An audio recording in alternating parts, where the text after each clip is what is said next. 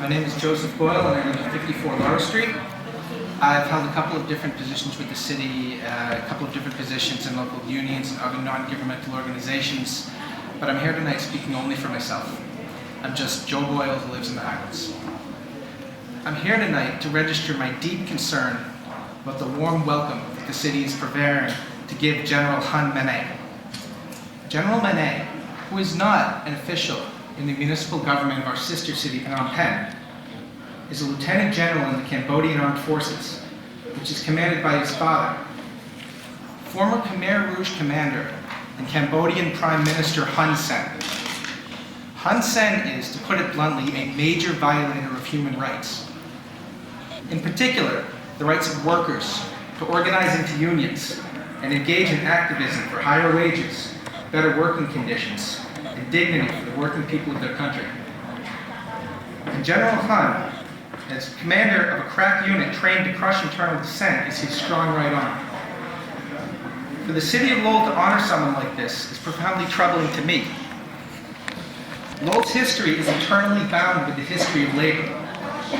This city is the home of Lucy Larkham and the Lowell Female Laborer Reform Association. This is the home of Benjamin Butler, who crusaded for the 10-hour workday before the Civil War. This was one of the first cities to which the Bread and Roses strike spread. We congratulate ourselves on this history all the time. We have Lucy Larkham Park over by the canal behind St. Anne's Church. It's very pretty.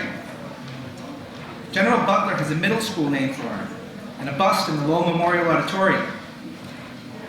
You can walk into the National Park Visitors Center or the Songus Industrial History Center and find out about the strikes and the struggles of the mill girls and of subsequent waves of Lowell workers to achieve a little piece of dignity and security and decency for themselves and their families. To not just be crushed as low-wage workers for the industrial companies selling people like us our nice shirts. We say we honor these people, but do we mean it? Or is that just something from the old days to show to the tourists? The industrial workers of Cambodia have spent the last several years doing the same thing that the workers of Lowell did back then.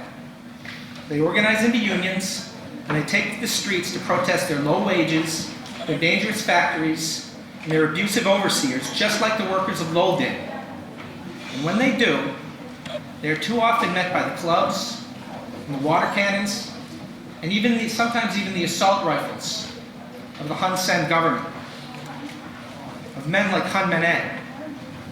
For this city to applaud General Manet, to tell him what a great guy he is and how much we want to be his friend, would be a betrayal of our history, our identity, and our honor.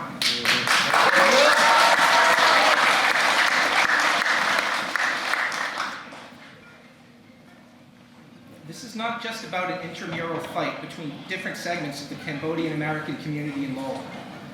This is about who we are as a people and what we say about the abuse of workers. I call on this council, this administration, and on the unions and the political organizations of Lowell who purport to stand with working people, not to give General Hun that warm welcome, but to stand with these brave citizens who preceded me, and they are brave. Let me tell you why they're brave.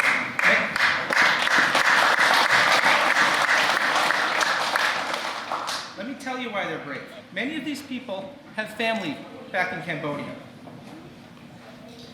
And they could face consequences if they go back to visit them because of their activism here tonight. But here they are. Yes. Yeah. Those are the stakes for them. But they're here tonight.